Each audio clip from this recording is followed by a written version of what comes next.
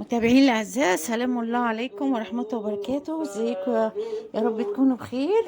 النهارده هنعمل بسبوسه شوكولاته، بسبوسه لذيذه وجميله بتجمع ما بين طعم البسبوسه اللذيذ وطعم الشوكولاته الجميله. فاحنا النهارده معانا عدد 3 بيضه بالشكل ده، خدناهم معانا ومعاهم واحدة فانيليا، معلقة فانيليا أو ورقة فانيليا، ودي قليل من الملح، يعني حاجة بسيطة جدا بس عشان تدي الطعم كده، يعني تبرزه وتطعمه. وبعد كده معايا يعني كوباية إلا ربع سكر، خلطتهم على البيض. وبعدين لازم يعني ندمج البيض مع السكر كويس بالتقليب المستمر. وكمان نص كوباية زيت، برضو مع كوباية الا ربع لبن، اكبهم برضو شوية وبعد كده اقلب واكب شوية كمان لغاية اللبن ما يختفي. ابدأ انتهي من جزء اللبن اللي معايا او كمية اللبن اللي معايا كلهم على بعض بالشكل ده. قلبتهم كويس.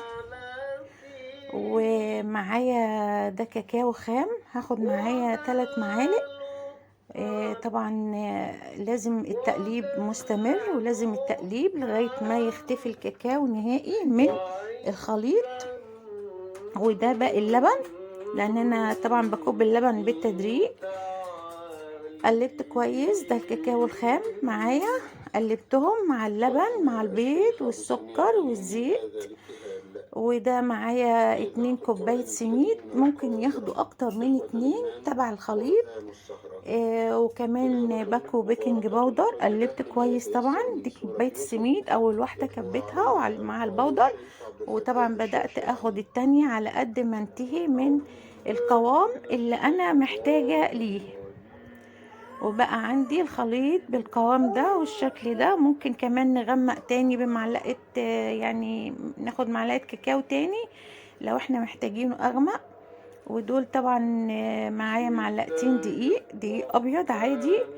طبعا انا كبيتهم على الخليط وقلبت كويس جدا جدا بحيث ان انا ما يبقاش عندي فتيفات، يعني دقيق متبقيه.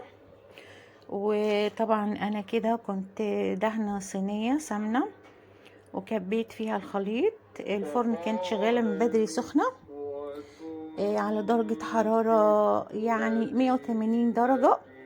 وطبعا حطيت الصينيه على الشبكه. ودي مكعبات من الشوكولاته الخام، شوكولاته دارك. طبعا انا خففتها معايا بشويه لبن وممكن حته زبده صغيره، وعلى النار ساحوا. وبعد كده الصينيه خرجت من الفرن. ده لبن مغلي برضو معايا.